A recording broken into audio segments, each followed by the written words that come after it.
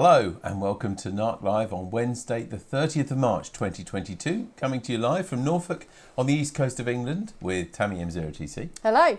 And me, David G7URP. Great to see you. On tonight's show, Ham Radio Life Beyond Repeaters with Anthony, K8ZT.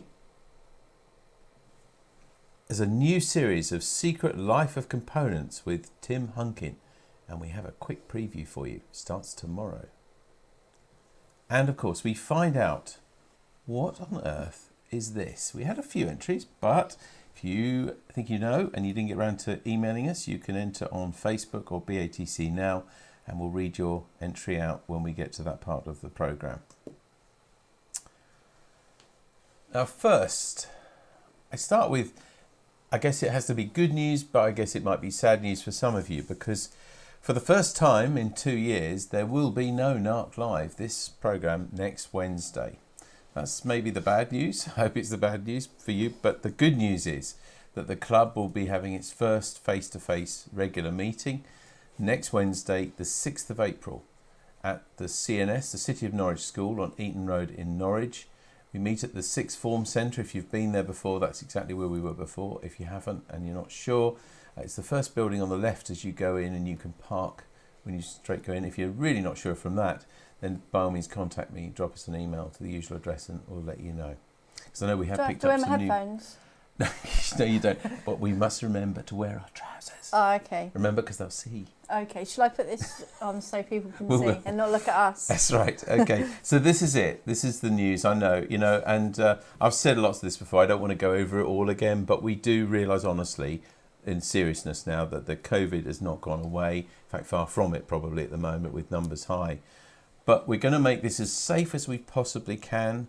We're going to open some windows to make sure we've actually got proper fresh air there. I've literally bought 6 tubs of hand sanitizer to put around the place of our own, so we know they're going to be there. And we've got things like pre-packed drinks and pre-packed biscuits and everything to make it as safe as we possibly can for everybody. But it's next Wednesday. We're calling it an informal welcome back, because that's what it is. It's a welcome back. And people haven't seen themselves for a couple of years. I don't think we should be arranging anything particular to have there. So that's next Wednesday here on NARC Live. On NARC, not on NARC Live. We'll probably take a little bit of video and a few pictures if nobody minds, and then we'll put them on here, because I know that we've also picked up, of course, lots of new members who aren't in the area or just maybe can't go or don't feel like going next week. And that's fine too. So we'll try and bring you a little bit of the atmosphere of that as well. Now, the next meeting after that is the 11th of May that we have there. So we'll be back immediately afterwards, the week after, and I'll tell you about that in a little while with NARC Live. But the meeting in May is going to be our annual general meeting, and that will be in person as well. We may be able to bring it to you streamed as well, if that interests you to do it. There's quite a lot of equipment involved. We don't mind doing it if there's a demand there. So if you're a member and you would like that, then drop us an email, and if we get enough people say it, we'll try and make that happen. But next week, next Wednesday as well, for all of April really, you'll be able to vote on various things. Because we're going to be meeting at the school, you'll be able to vote on bits of paper that we'll have there. Everything from nominating officers and committee members to run your club. Also, you'll be opening the voting for the Speaker of the Year from last year, your favourite talk from last year. All those sorts of things, building up to the AGM on the 11th of May. So the voting will be there for all of April. If you can't make it next week, don't worry. We'll be making most of these things available to do online as well. I think that's pretty much covered it. But as I said, we will be back here on NARC Live. If you always watch us here, we won't be here next Wednesday night. We're going to be out. But we'll be back the following week. Now, Tom G8XQD has written to us and told us about an article in the Southgate Amateur Radio News this week about an interesting new band being trialled, and it's 40 megs or 8 metres. I've never heard of anybody saying they're going on 8 metres, but anyway. John EI7GL reports that Ofcom is now issuing some UK radio amateurs with temporary innovation and research licences to transmit in the 40 megahertz band. John writes on Southgate News, Roger G3XBM in the east of England can operate from the 2nd of April for 1 year with 5 watts. Roger writes, after a very long wait, Ofcom has approved his 8 metre transmit permit that runs from the April the 2nd for a year. It permits him to use 40 to 42 megahertz with digital modes, including CW, at 5 watts ERP max. He expects to erect a wire dipole which is directed towards Europe and expects to work mostly on FT8. Can you hear the groans? I can hear the groans. Around 40.676 megahertz with precise frequency done in liaison with others. What I hope is that all 8 meter FT8 stations can be monitored with one USB dial setting but spaced out. 5 watts should certainly cover Europe with ease. I shall try some, Roger says that he's going to try some local CW crossband QSOs. I hear that. That's the other. And hopes to be on FT8 24/7. You can hear it if you listen. Anyway, it's good to have an experimental band. After all, 8 meters. 8 meters. Nobody ever says 8 meters, do they? It's also understood, by the way, that G0JJL, G0JHC and G7PUV have also applied for their licenses as well. So they won't just be poor Roger on there himself. So listen out for that from the 2nd of April if you can receive on 40 megs, 40 to 42 megahertz. Also, I got an email from Mike M0XXM. He's the chairman of the Kings Lynn Radio Club. He says, "Hi David and Tammy. A couple of days ago I received an email from Aaron KG7FYJ. He thought it might be fun to try and make contact with his father-in-law Gary K0CX whilst visiting West Norfolk and asked if Kings Lynn Club could help. Unfortunately though, our HF mast at the club HQ has been lowered awaiting repairs, so I reached out to Andy M0NKR and he couldn't have been more helpful. Ted G4OZG, Aaron and I had a very impressive shack and antenna tour, followed by successful contacts to Rapid City, South Dakota, USA on 20 meter voice and CW in difficult propagation conditions. It's a wonderful hobby, isn't it? Made better by the kindness and generosity of Norfolk Club members like Andy." And there's another picture here of Aaron sitting next to Mike. And as you can see, he says, "I'm proudly wearing my NARC badge on my hat." Now, can we just have an inspection? Is that what do you think, Tammy? Are we easily bribed like that? Maybe. Promoting Kings Lynn Club? I think so. I think that gets you away well. We're very cheap, really, to please. Anyway, thank you very much, Mike, for letting us know. That's Mike M0XXM, the chairman of Kings Lynn Amateur Radio Club. Back to that news that we did at the top of the show that tells you that Tim Hunkin is bringing back a new series that you'll be able to watch on YouTube from tomorrow. Now, you may remember Tim Hunkin, very famous for me and for many of you, hopefully, for The Secret Life of Machines that he did on Channel 4. It must be 80s or 90s, I guess, but has been sort of resurfaced on YouTube recently. He also has some wonderful exhibits in the Science Museum, and really and relevant for NARC is he opened our shack, our radio shack. He came and opened it, I think 7 or 8 years ago, something like that. It's quite a long time ago. And he came to Norfolk to do that. Anyway, his new series starts tomorrow and we have a sneak preview. Have a look at this.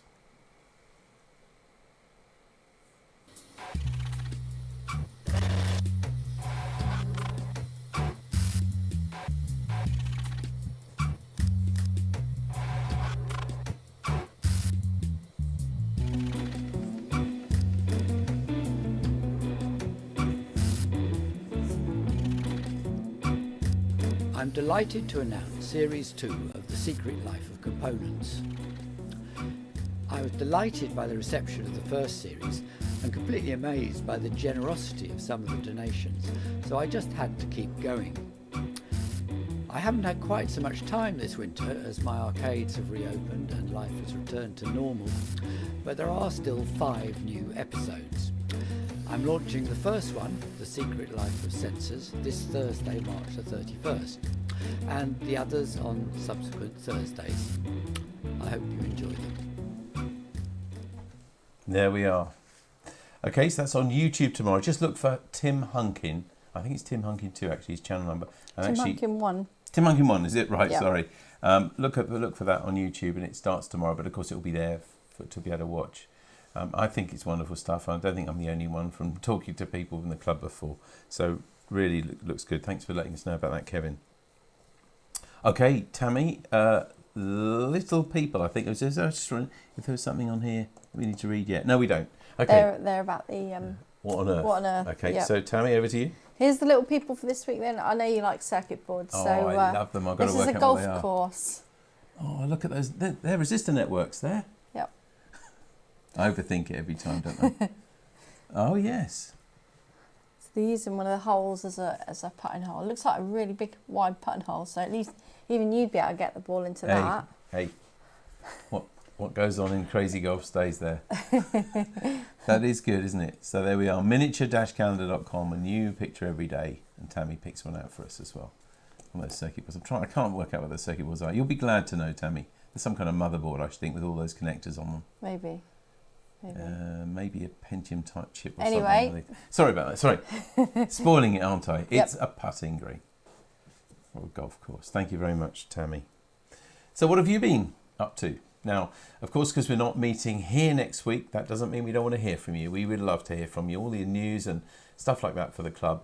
I probably won't be taking it to the club with me, but I'll need things for the I think the 3 weeks that we meet after that as well. So don't forget to let us know. You can drop us an email anytime to this address, radio@dcpmicro.com. We'll be pleased to do it. So now to that competition, what on earth is this? And by the way, we'll keep running that. You've just got a little bit longer to guess what the things are, or even maybe you know what they are. But let's have a look at last week's picture. This is it.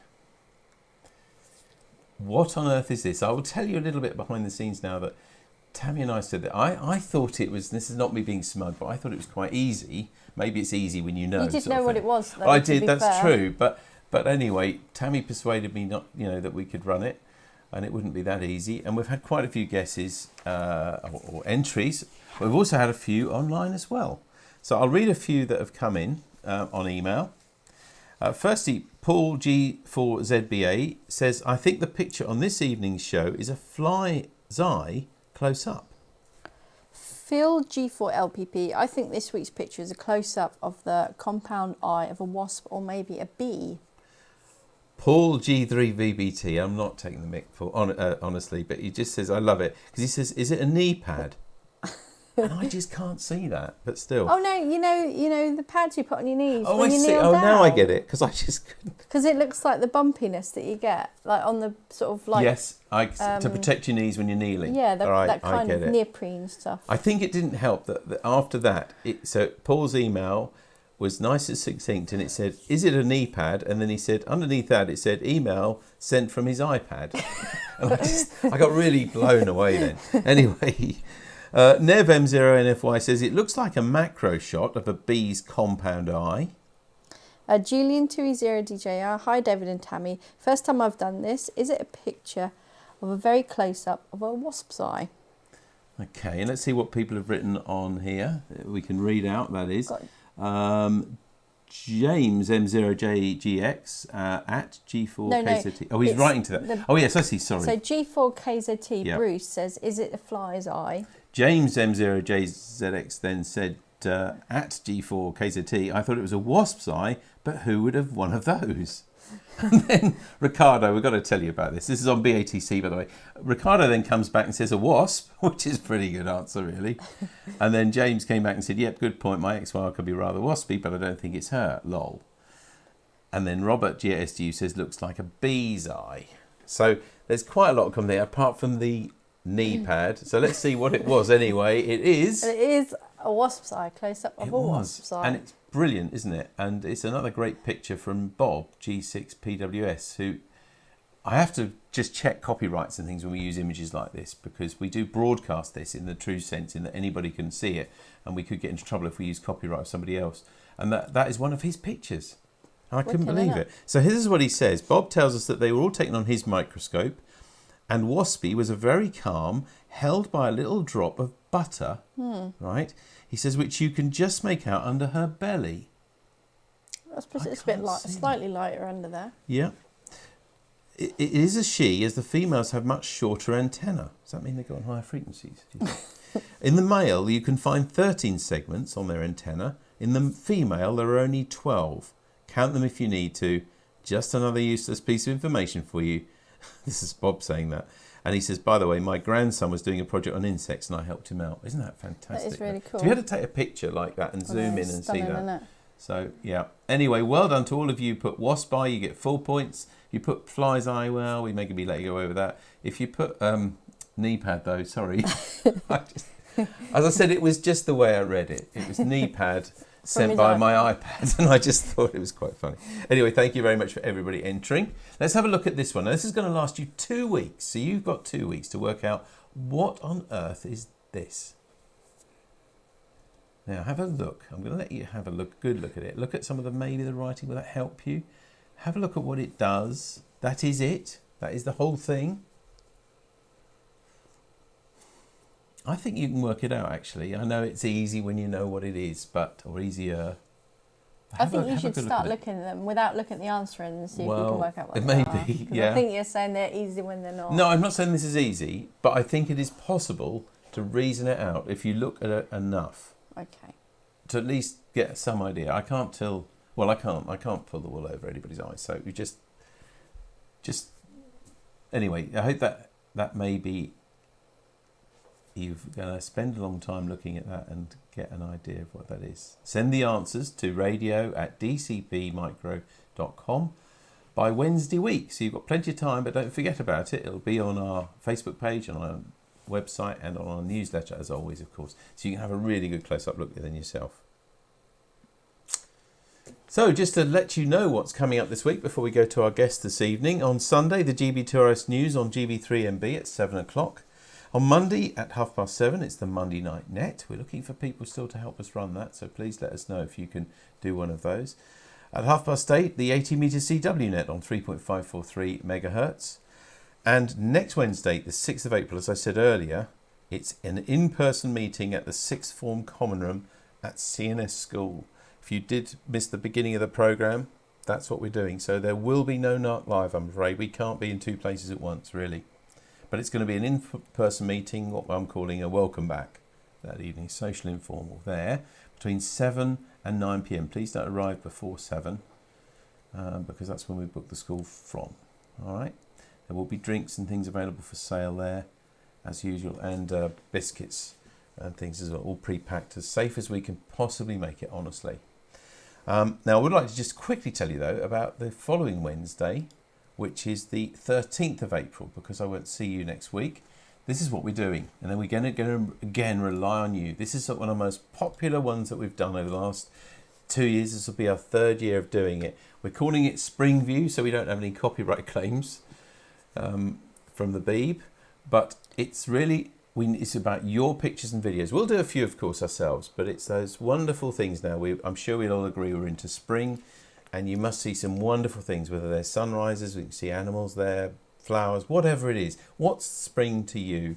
It doesn't have to be from this year either. If you haven't got any pictures, but you've got some stunning pictures from previous years, or not so stunning, just share them with us.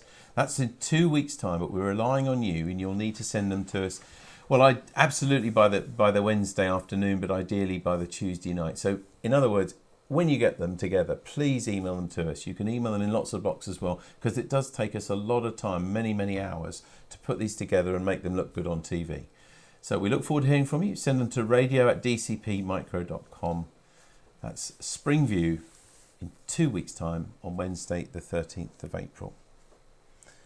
As I said, keep in touch, please, even though we're not meeting online next week. We'll be having these, and I think I've said this several times now, but in case you missed what the club members wanted, they wanted to still retain this NARC Live with talks and things delivered mostly online like this, but they also wanted to meet at the school sometimes as well. So going forwards, we've obviously got quite a lot of things booked up at the moment, but in the medium to longer term, we'll be meeting probably roughly every other week online, and then talks and things like that will continue to be here on NARC Live. So keep in touch with your news at all times, please. And of course, we'll always be happy to send one of these NARC cards. We'll have to modify them slightly, I think, just to say that we don't meet every single week online, but we're happy to send these to anybody who will be cheered by them, whether it's a birthday celebration or maybe they just want a bit of cheering up, We'll send these to us. Just send us their address and details. We'll add your name to ours and send them to them immediately. radio@dcpmicro.com. That's our email address, and we'd be very happy to do it for you. Right, well now we reach our main event and we have a guest from the States with us tonight to talk to us from Ohio. And his talk is called Ham Radio, Life Beyond Repeaters. And I think what he's trying to say is there is more life than just working on a little handheld on your local repeater. But without further ado, let's really meet him now. It's Anthony K8ZT. Good evening, or afternoon for you. You'll need to unmute, Anthony. Sorry, I think you're still muted. Yes, Yeah, good afternoon. there we go. Good to see you. It's been my pleasure. Now, we think we've been doing this a long time, but actually, how many did you say earlier? You lost count when you got to how many presentations have you given in the last 2 years? 160. Oh, goodness gracious me. Right, we've done just over 100 of these, but to do over 160 presentations, that's fantastic. Well, we're looking forward to what you're going to talk about tonight. And of course, we're also looking forward to you coming again to talk in a few weeks more about trains. But we won't mention too much about that. Trains and radios, though, do go together, which I'm really excited about. But tonight, Anthony, you're going to talk to us about ham radio and life beyond repeaters, and we look forward to it. As always, to everybody at home now, if you've got any questions or comments for Anthony at any time during his talk, just pop them onto YouTube, onto BATC or Facebook, and we'll be happy to read them to Anthony at the end. But now, back to you, Anthony. Well, thank you very much. And I do have a possible extra surprise for the next meeting. I think my wife, K8ODP, will be joining me for that presentation. Excellent. She co-presents that with me.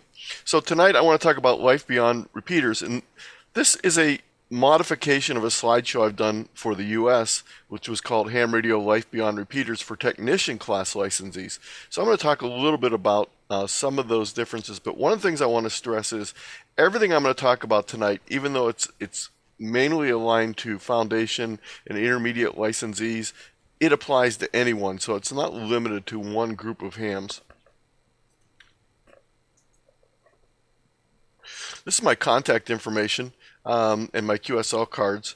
This is my station I'm sitting at. And one of the things I always do is I always have links in my slideshow presentation. So I'm going to have some homework for you. To be able to access all those links, you're going to need to be able to get to this slideshow. And I have a little tiny.cc/beyonduk. So it's tiny.cc/beyonduk. And anywhere you see this font or this little icon for a link, you can click on that and get to the resources in this presentation. So I want to talk about maximizing your on-air experience no matter what license class you have. I want to talk about exploring new modes, exploring new bands, new activities, and having more fun, hopefully, with amateur radio.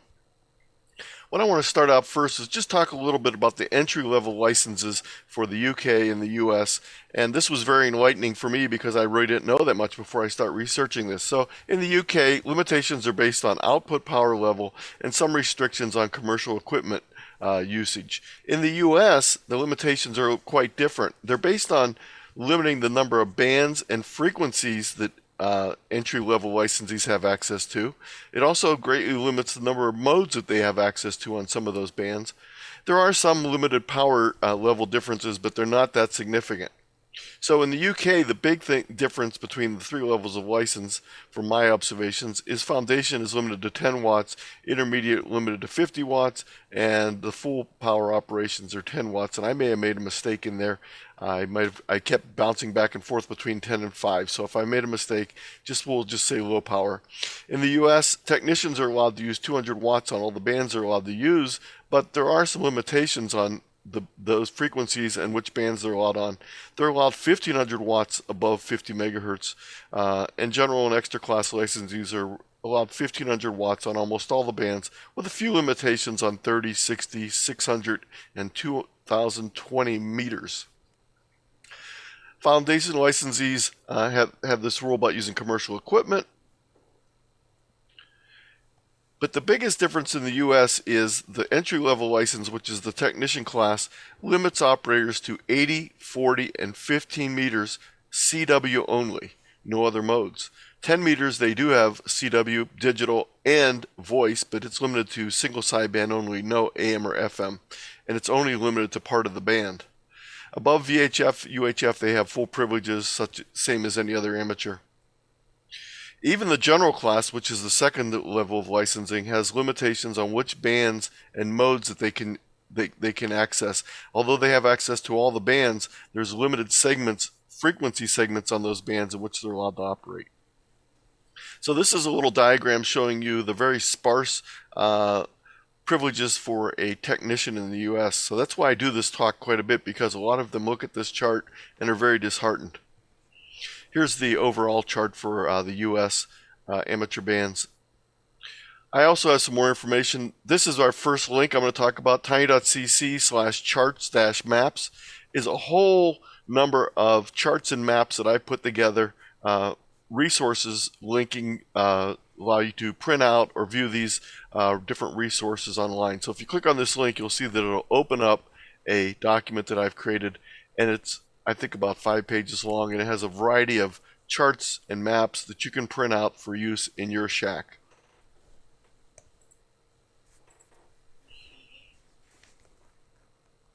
And this is the UK, first of all, the Region 1, and then the UK information is available in this other chart right here, Rsgb band plan. So a couple things that I've observed over the last few years. Most entry-level licensees limit their operations to VHF, UHF repeaters, and occasionally Simplex FM. Many get their licenses but fail to get on the air, especially on the HF bands, and they tend to burn out quickly. Some upgrade their licenses, but many do not. Sadly, some drop out of amateur radio completely. Over the last 15 years, the situation on most repeaters, at least in the US from my experience, has changed very drastically. There's greatly decreased activity. Cell phones, texting, email, etc. have replaced the connectivity previously provided by repeaters. My wife and I both had radios in our car, and it was the main way in which we kept in touch with each other during the day. We've both been licensed for 40 years now, so we used repeaters extensively during the first 15 or 20 years of our licenses, but that has dropped off over the years. Earlier entry-level licensees' on-air activities typically included HF contacts in the CW subbands. The U.S. technician enhancement 35 years ago added 10-meter phone and data privileges, but the 10-meter band is highly dependent on sunspot activity levels, so it's still rather limiting to technicians. So you have a couple choices as an entry-level licensee. Depending on your license, there are 3 paths. Entry-level licensees, I'll provide a number of things you can try out.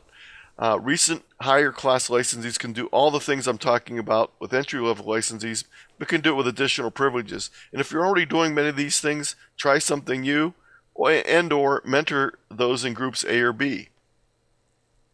So again, you can upgrade to a higher class license to get more privileges, but without even doing that, you can explore new modes, explore new bands, and explore new activities. So let's look at some myths of entry-level licensees.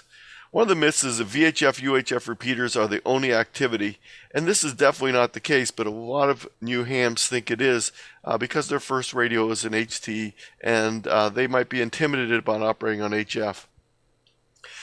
There's also a lot of people that think HF privileges with low power don't work, so they don't want to try them because they don't think they're going to work. They think you can't operate CW unless you're an expert in Morse code. That's not necessarily the case.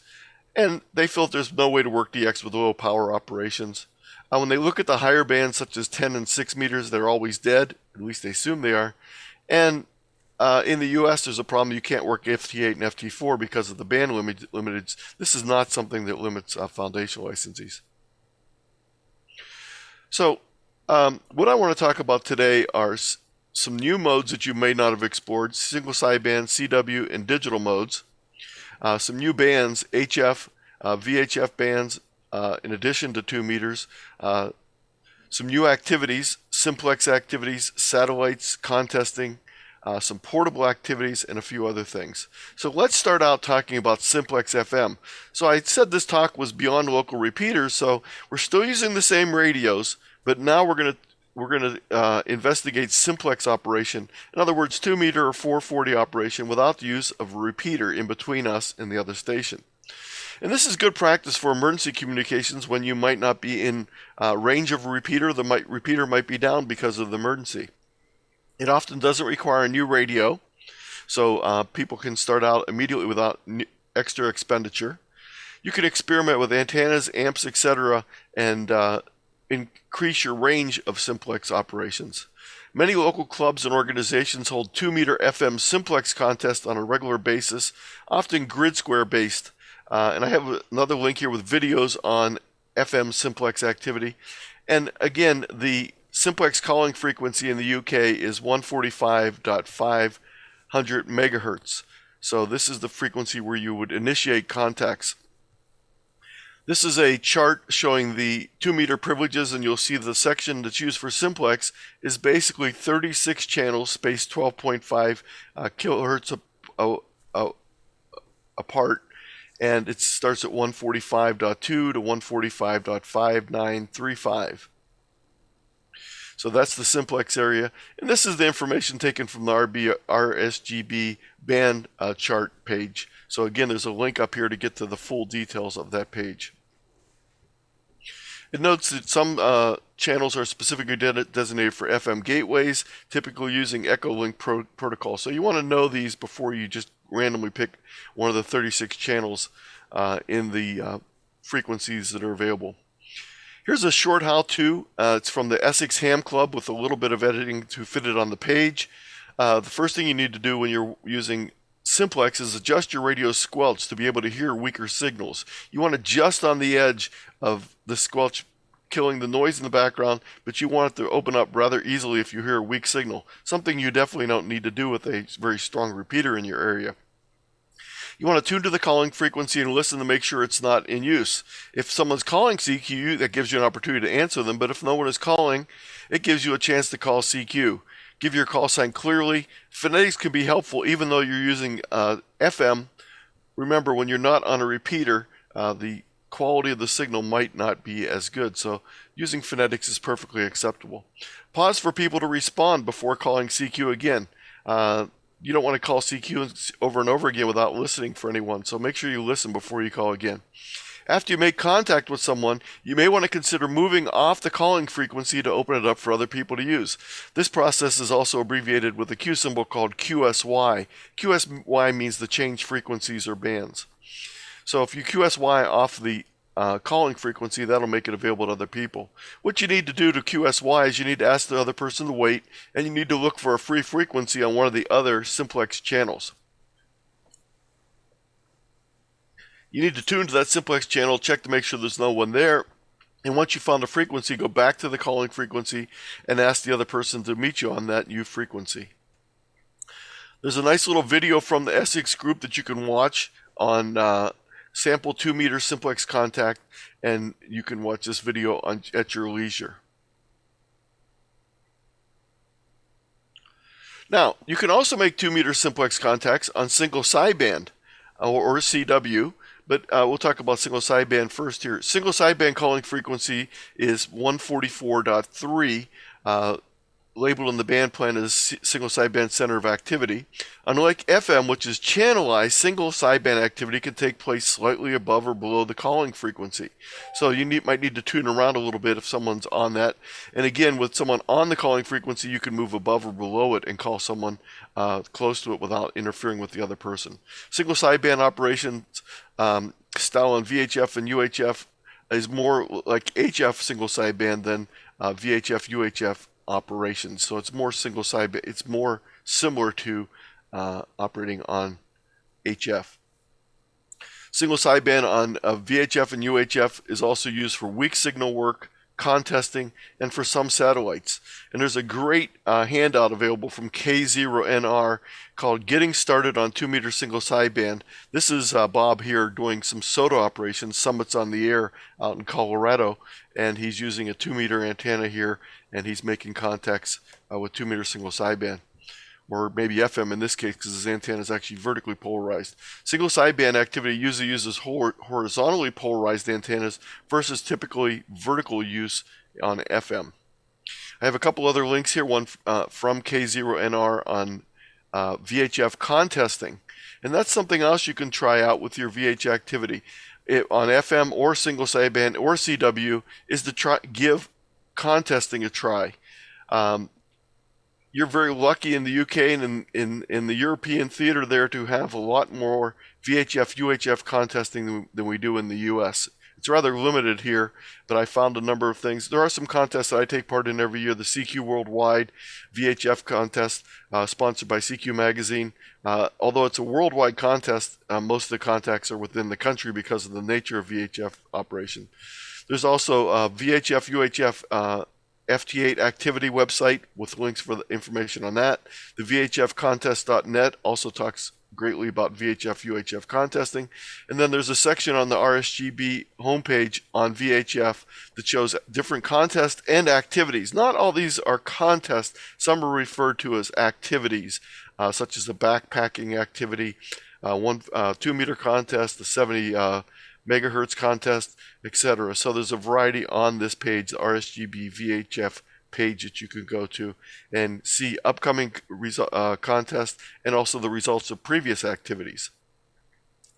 Satellites in space. With rare exception, a few of the older HF satellites, all satellites use 144 megahertz and up in frequency. There's 5 main types of satellites in use currently.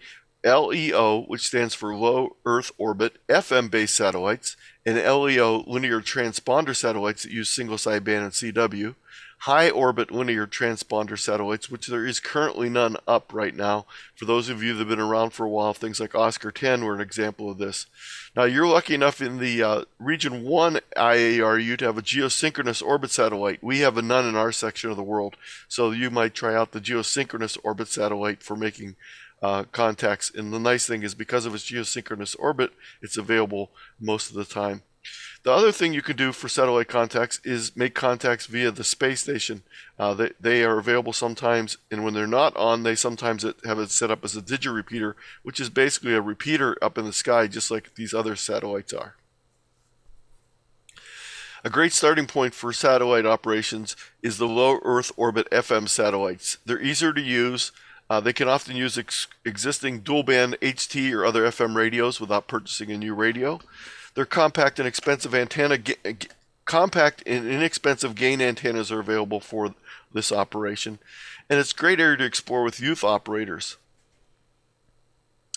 Sean, KX9X, has a great series on using satellites, and you can go through any of these slideshows he has, or you can also watch the corresponding YouTube videos for each of these. And here's Sean is out in the field using an Arrow 440 2-meter antenna to work satellites. The components for a typical low Earth orbit FM satellite station are a dual band FM HT, mobile radio or other radio. The Yaesu FT991, the FT818 are very popular radios because of their ability to work both VHF and UHF at the same time. But there's other radios available, and there's a whole list here. You need an antenna to operate with, and this commercial antenna, the Arrow antenna we saw earlier, or the Elk antenna, are available. But there's a whole bunch of links here for building your own, including the $4 ham radio satellite antenna link, and then improvements and modifications of that same antenna. So if you get into satellites, you don't have to spend a lot of money.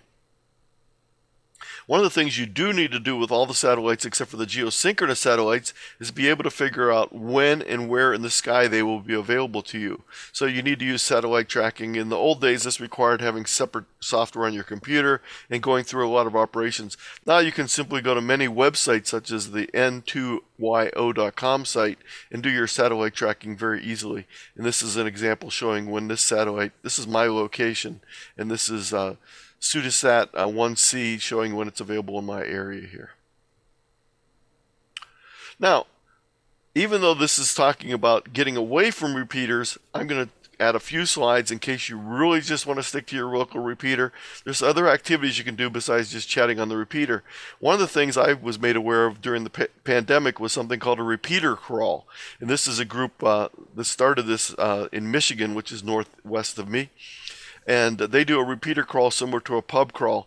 They have an assigned list of repeaters that they're going to move through over the day. And here's some information on that.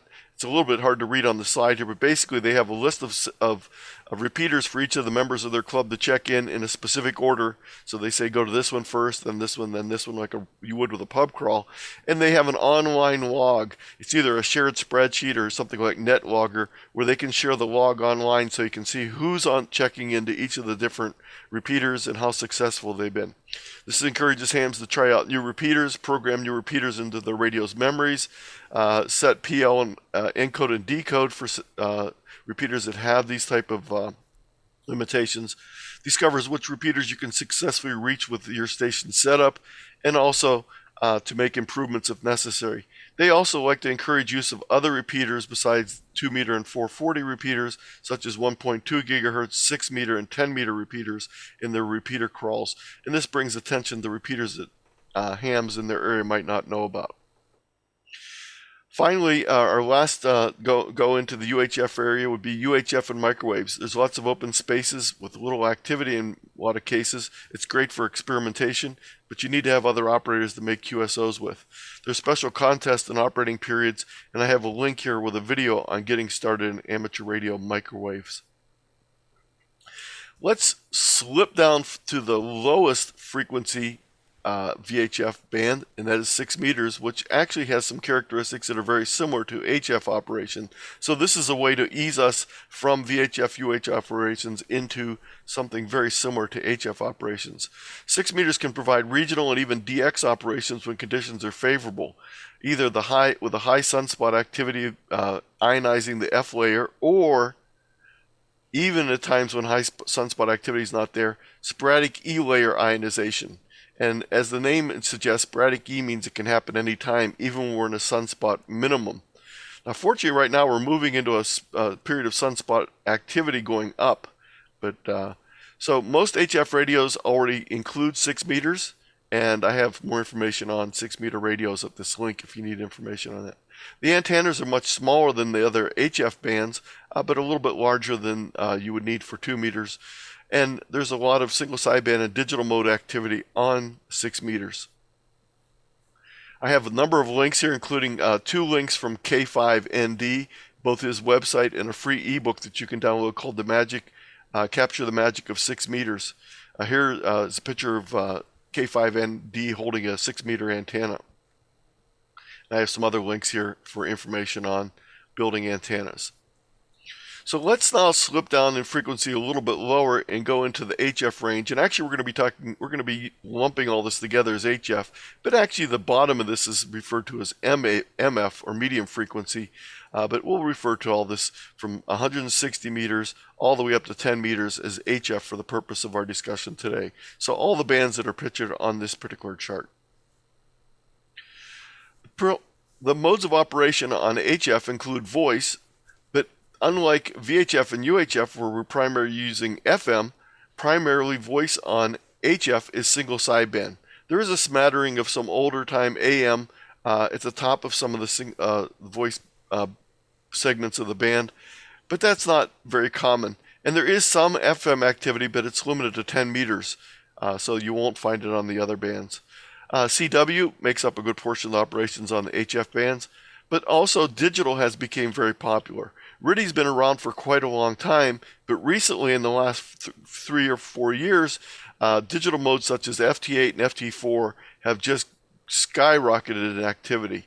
So they now make up a great portion of the operations on HF bands. Whether you like them or hate them, they are very popular bands, very popular modes of operation. There's other digital modes available, PSK, Rsgb, etc. And there's even image modes such as slow scan television. If you tune your radio to 14.230, you'll hear slow scan activity. And with the proper computer software, you can decode that. And you can even encode your own pictures and transmit them on slow scan television. There are no repeaters on HF with the exception of some in the 10 meter band. Now, again, I apologize if I had this wrong. I keep forgetting whether it's 5 or 10 watts for the foundation license. But it's 10, I think, actually. Thank you. That's okay. So, but I only have 10 watts, said the foundation licensee. But I only have 50 watts, said the intermediate licensee.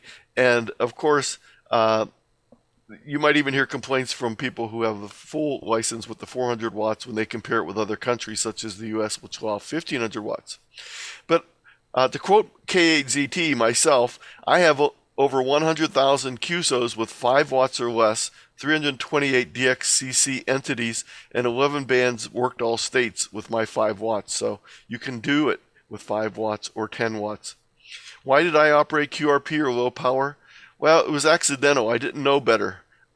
In the U.S., novices, the first level of licenses, the saying is you shouldn't start off with QRP because it was difficult to operate with low power. It was also cheaper for me to start out. And there was also a teenage obsession with a certain 10-tech series of radios. And you can watch my presentation called The Odyssey of the Argonauts if you're a 10-tech Argonaut fan. Also, the low power was coincidentally very good to use because my first antenna was actually attached to my neighbor's home and then fed to support my backyard. So it was right up against his house, and my 5 watts didn't interfere with any of his electronic equipment. I read an article in CQ magazine about QRP operation, low power operation, and that sort of hooked me. I joined a group called the QRP ARCI. I also joined a UK group called GQRP Club and read their publications. And Aid Weiss had this great book called The Joy of QRP that came out in the 80s. And I very much realized what could be done with QRP, and I became hooked on it. I'm a member of the GQRP group, and my number is 14.17. And this link will take you out to the GQRP Club if you're interested in more information on it. It's available. It's a UK-based club, but it has worldwide members, just as the QRP ARCI, which is a US club, has worldwide members also. So if you're interested in low power operation, there's a lot of good information available from these two organizations. So this is a video that I'm going to let you watch later, but he basically talks about how much does power matter on HF bands. A 100-watt signal is only 2 S units stronger than a 5-watt signal, just to give you some idea. Again, you can watch all these videos later. So if you are going to be using low power on HF, I've put together some guidelines to help you out to be more effective at making contacts. So I have some rules of thumb. Usually it's best to use the highest open band for operation because on the higher HF frequencies there's less absorption by the D layer. So if you can use 10 meters, your effective 10 watts on 10 meters will be much more effective than 10 watts on 160 meters where absorption is much more of an issue. You can also use a gain antenna to increase your signal's capability. Don't turn your RF power into heat. You only have 10 watts, so you don't want to waste your power. So using poor coax, inefficient antennas, impedance mismatches, high SWR can all be enemies that rob you of the full effect of that 10 watts of power by reducing it even more. Also, if you use more efficient modes, CW versus single sideband versus FM, or FT8 versus CW or single sideband, you can get a better chance of making a contact because the signal to noise ratios for each of these is less and less, and that means your chances of getting through with a weak signal are much better. One of the most important things, whether you're using low power or high power, is to learn good operating techniques.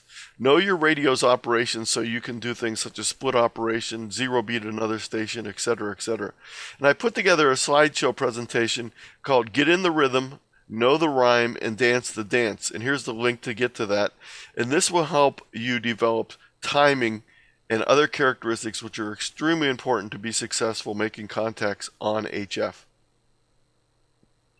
One of the other keys to being effective at making contacts with low power is to operate during contests. And the reason is contests have a lot more activity on there, so that increases your chances. So even if you're not interested in the competition of contests, there's lots of potential contacts available during a contest. Other stations are also highly motivated to work you because you mean points for them. So that doesn't matter what power you're running, they want to work you. There's also a wide variety of contests available with different bands, modes, and different focuses, DX, domestic, etc. So by operating in these contests, it gives you an opportunity to try and increase your number of contacts. Contesting is available with single sideband and CW, depending on what your skill level is for each of these. There's VHF, UHF contest, and to find contest, I suggest the WA7BMN contest calendar, which will give you an 8-day calendar, a perpetual calendar, etc. So you can quickly see what contests are coming up for this month, or sorry, for this 8 days, for the next 8 days, etc., and even further down the line. If you're not that familiar with contesting, I put together a slideshow called Introduction to Amateur Radio Contesting, and you can click on this link and view that slideshow. Or if you'd rather watch a video recording of me presenting it, you can click on this link and watch a video recording. I also have a class that I helped the ARRL, which is the national organization in the U.S., called Introduction to Contesting. It's 5 modules and a bunch of extra resources, including this this PDF, this leather-bound PDF, which is available to you when you're in the class on contesting.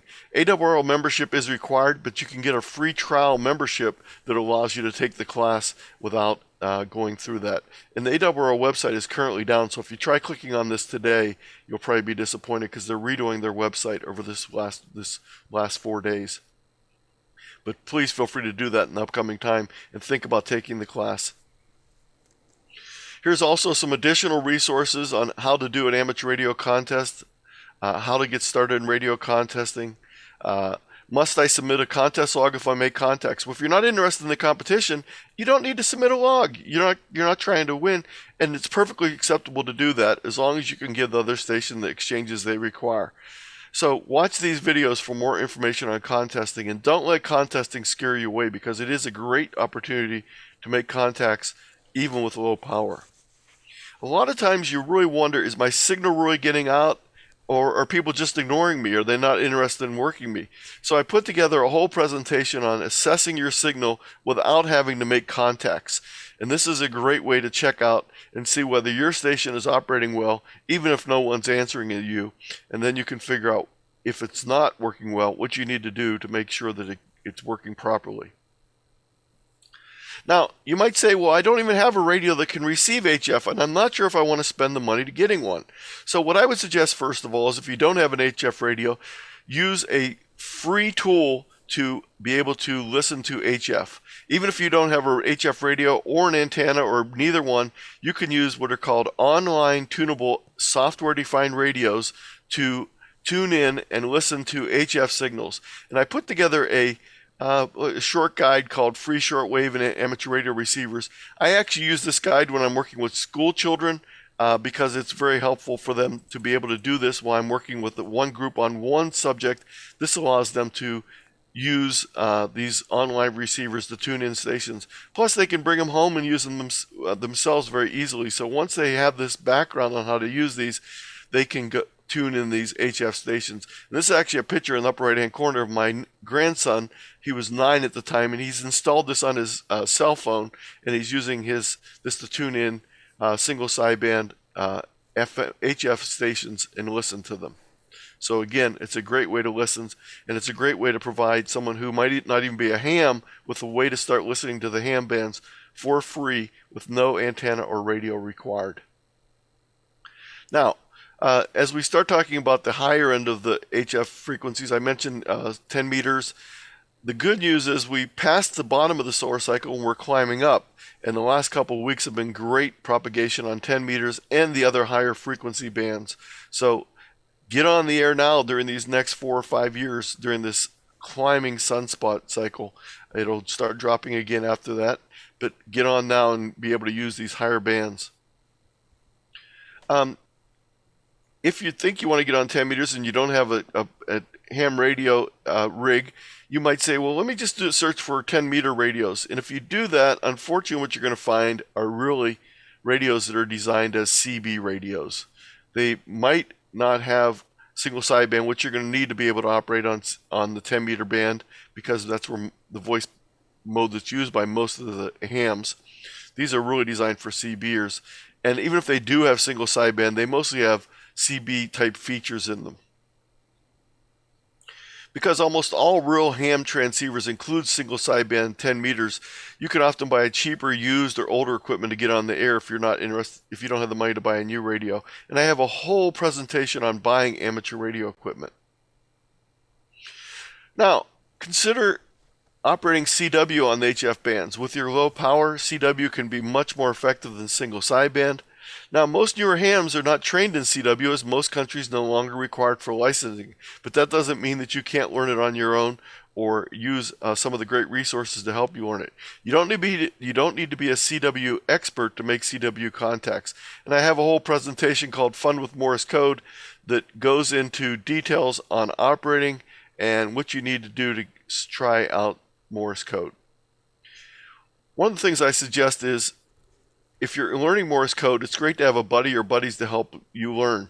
So enrolling in a class, either an in-person class or an on-air class or an online class. And there's two great online resources for learning Morse code. The CW Academy, which has quarterly classes. It's free. You sign up and they do it via Zoom. And then the Long Island CW has online classes throughout the day. There's over 75 classes operated during the week. You can jump into any of them that you want. You do need to be a member of the Long Island CW club to take the classes, unless you're 18 or under, and then they're free.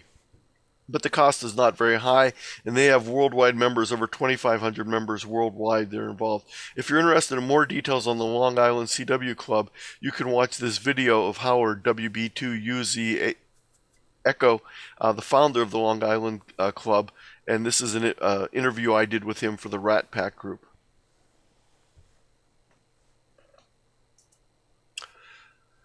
So the other mode that I mentioned earlier was digital modes Ft8 and Ft4. As I mentioned earlier, it's the fastest growing amateur radio mode. It's good with low power signals, poorer antennas, poorer propagation conditions, etc. It's only a few years old, and highly likely that many more digital modes similar will be developed over the next few years. If you're interested in learning more about Ft8 and Ft4, I have a whole slide presentation that talks about how it works and how to get on the air and utilize these modes. The next thing I want to talk a little bit about is not so much directed at individuals, but directed at local clubs. If your club has nets on the air, like our local club did, we had a 6-meter net, and then we had changed it to a 10-meter net. So we had a 10-meter net every Monday, but the problem was it gets kind of boring every Monday. So we changed things up, and we decided to make it into a band expiration net. So what we do is every Monday when our net meets, we rotate through bands depending on which Monday of the month it is. We use 6 meters, 10 meters, 40 meters, and 80 meters. I might suggest that you might want to change those because 40 meters may not work very well for local nets. You might want to use it 80 and 160. And on the 5th Mondays, when there's a 5th Monday of the month, we use one of the remaining bands, either 160 or one of the so-called work bands, 17, 12, to do our net. This has meant that our club members have gotten a chance to experience new propagation conditions on different HF bands. That's provided an incentive for having equipment and antennas in place to operate on these different bands. It's increased emergency preparedness by expanding the number of bands that members are equipped and able to operate on. And it's been a fun new thing with new operating challenges. So you might want to try out something like our band expiration net. Another fun thing to do is take your radio out in the field, portable operations, and I have a whole slideshow on portable operations, including battery power, portable radios, portable antennas, etc. There's a lot of activities that you can do out in the field, amateur radio activities such as de-expeditions, SOTA, summits on the air, parks on the air, islands on the air, field days, and special events. So again, portable operations is something you might want to try out. And here's a slide that has details on the summits on the air, parks on the air, and islands on the air. And two of these, the SOTA activities and the islands on there, are actually both UK inventions that have become very popular worldwide. There's even more activities to try. You can try some of the digital FM modes such as DMR, D-Star, System Fusion, etc. You can try Echolink for when you don't have a radio handy. Echolink is a way to link in using internet to connect either multiple repeaters or connect different hams via the internet to a radio link. APRS is automatic packet reporting system, which can be used to monitor the movement. It's great for when you're doing something like public service for a biking event or something, to be able to see where the different stations are at by having APRS. Fox hunting is where a transmitter is hidden out in the field and then everyone goes out and searches for it. It's also called direction finding. And we do this activity with our local club during the summer once a week, and it's a very popular activity. Don't forget about construction. There's lots of kits, home brewing, and antenna experimentation you can also do to get off the local repeater and have some other additional activities. Now, if you start doing all these new things, you might need to find some help. So think about either reading a book. There's plenty of books available from the Rsgb and from the ARRL online book sources. Read a magazine, the ARRL magazines, the Rsgb magazine, CQ magazine. I actually write a quarterly article for CQ magazine called Ham Radio Explorer, where we explore a new activity for hams each quarter. You can visit my website, K8ZT.com, and there's a whole section on operating, maps and charts, contesting, Morse code operation, low power digital operations, etc. So there's a wide variety of resources there. And it's important to get a mentor, someone that can help you answer questions and avoid some of the common pitfalls of a new amateur radio operator or a new activity. Where do you find a mentor? Well, the first place you might look is your local club. It might be the people that helped you get your license. There's lots of old-timers who are more than happy to help newcomers. Many clubs have formal mentoring programs, and you can find clubs by using different search tools. I'm not sure about the UK, the best way to find a club, but I'm sure that maybe we can find the answer to that as we're done here. I think the Rsgb website has got a list of most of the sort of clubs. Between that and Practical Wireless, probably. Very good. Thank you. Nowadays, you might find your mentor online also. There's lots of websites and mailing lists that are geared towards helping people become better amateur radio operators. And one common fallacy is that you can only have one mentor. In fact, many hams have multiple mentors, both in person and online. I have a mentor I go to when I have technical issues. I have another mentor who's great with antennas. So by having different mentors for different topics, it can be very helpful. Finally, I have some other slideshows that you might find interesting on buying amateur radio equipment, setting up your VHF, UHF station, setting up your HF station, etc.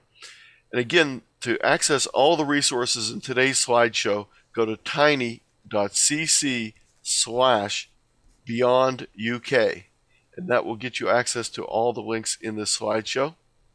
Again, my contact information, K8ZT@arrl.net. My website, K8ZT.com, and I have a whole list of all my slideshow presentations, all my online presentations that I've done over the last 2 years available at this link, tiny.cc/K8ZT-P. There's slideshows and in some cases videos available for each of these, and this is all available for free, and if your local club is interested in the presentation, I'd be happy to do one for you also. So what we're going to do is call this end here, and we'll see if there's any questions, comments, etc. Thank you, Anthony. Yeah, leave that up if you could. Just so I will do that. We can come to that if we need to at the end. Wow, what a whistle-stop tour. You've certainly shown that there is much more to amateur radio than just working on a repeater, that's for sure. Covered an awful lot of ground there, haven't you? One thing, this is not really important, I suppose, in the scale of things, but I'm just curious, and I've never known the answer. You mentioned that on VHF and UHF you have channel numbers, but of course we have a different calling frequency over here. It's 145/500 on 2 meters, and we call that S20. So do you have a similar system over there, and do they have the same frequencies or different? They do not, and actually it's much more confusing here, because if I would bring up a map of simplex operations in the United States, you'll see that some states use a spacing of 20 kilohertz, some use a spacing of 15 kilohertz, some use a spacing of 12.5 kilohertz, so the frequencies do not all align. Now we do use some common frequencies in all those schemes, so 146.520 is our calling frequency, our national calling frequency, but there is not as much FM simplex activity in the United States, I think, as you'll find in the UK. I think it's much more common in the UK and in Europe than it is in the US, partly because some of the areas of the US are just so widespread that it's kind of difficult in some cases to have a ham be able to get a contact on VHF simplex. Yeah, indeed. Anthony, I've written a few notes here, but this is a great time to tell everybody at home now, if you've listened to Anthony's talk and you've got any questions or comments for him, maybe asking how things are different over in the US than over here, apart from the things he's already covered, then drop them now on BATC or Facebook, and we'll be happy to relay them to Anthony. One of the things I think that might have pricked up others' ears, and it certainly picked up mine, Anthony, was the repeater crawl, which is a bit like a pub crawl, you said. You said that it was a great exercise and of interest to try and see how many different repeaters you can work. Do you mean that people would go around mobile, though, and get into different areas to be able to work different repeaters? Or was the idea to try and do as many as you can from your own QTH? Actually, it's both. It was originally started mainly from their own QTH, but then people also start trying using their mobiles to see how their mobiles would perform. But in most cases, it was to go from their own home location to these via radio. So it was a pub crawl that didn't require you to go out. This is something they started at the beginning of COVID restrictions, so it was very popular to be able to do this activity without going out of your home to do it. And of course, some people would just go out in their driveway and get in their vehicle, and just because that's where their radio was. But you weren't really to move around as much as you were to do it via radio.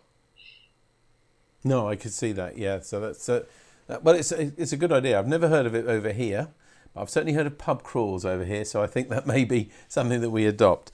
You mentioned CW, of course, in that, and a couple of resources that you linked. We're very lucky here in Norfolk because we do have some real hardened CW fans and people who do a lot of training as well. In fact, Roger G3LDI, the gentleman who booked you, is one of the leaders of the sort of championing, really, CW in the UK. And we have various events through the year, at least pre-COVID. But as well as that, I think there's training almost every day of the week on different bands and things like that for different abilities, different speeds and everything. So CW-wise here in Norfolk, if you are watching this and you're not sure how to get into CW, there really are good ways of learning, as well as all the online resources as well that Anthony mentioned as well. But if you've got access, for example, to 2 meters in Norfolk, I think you'd find it very easy to hook on to any of those courses that are run, as I said, most days of the week, actually, I think. We haven't got any questions or comments for you at the moment, so I think that's probably it. I think you've covered so much, to be honest. I think, if I can, Tammy, could I ask you to show that slide again from Anthony? Because there were so many great resources, and as you said, Anthony, if people do download this, then it's a great way to click on so many of those links and videos, isn't it? Yes, and all those are available from this particular link, and then also available at my tiny.cc/K8ZT-P. This will get you to all my slideshows, and I update these all the time. All my slideshows are Google slideshows, so they're updated live. So I'm always making tweaks and changes. I actually changed 3 slides before I start talking this afternoon, added 3 more things to the slides, and I'll go back and change that mistake of 5 watts to 10 watts in there, so I have that correct. So my slideshows are always being updated, and their current versions are available at that link. Excellent. All right, I think everybody's got that from that. I'll also drop that into the newsletter as well, Anthony. But as I said, I've looked down. There's no other questions or comments. I think a lot of people are going to download that now and have a look at it from there. But once again, thank you very much indeed for this evening. To really have shown us that there's much more to ham radio than just the repeaters. So we look forward to seeing you in a few weeks' time as well. We're going to do radio and trains. I can't believe it. My 2 favourite hobbies, and I'm sure many others as well. But until then, we look forward to seeing you. Take care, and we'll see you in a few weeks. Anthony, K8ZT. Thank you. 73. 7-3. There we are, and that virtually wraps up this NARC Live. And as I said, this coming up this week, we've got Sunday, we've got GB2RS News on GB3MB at 7 o'clock. Monday at 7:30 on GB3MB, we have the Monday Night Net. At 8:30, the 80 meter CW net on 3.543 megahertz. And then next Wednesday, mixture of feelings, isn't it, for us? Because we've sat here every single Wednesday for 2 years, which is crazy. But we're going to meet, which is lovely as well, to see you. You'll be able to see our legs as well, which is, well, is that a good thing? No. But anyway, that's next week at the CNS school. And so those of you who can make it, we look forward to seeing you. Those of you who can't, so we'll take a few pictures and we'll be sure to share them the following week which is the April the 13th, when we'll be back here, and with Spring View, which is where we ask you to send us your pictures and videos of your favourite bits of spring, and we'll leave you the details at the end in a moment. But that's it for NARC Live for this week. Thanks again to Anthony, our guest, and thanks also to Tammy M0TC. Goodbye. And from me, David G7URP, take care of yourselves. I'll see lots of you next Wednesday, but otherwise we'll see you in a fortnight's time here on NARC Live. Take care of yourselves. Bye-bye.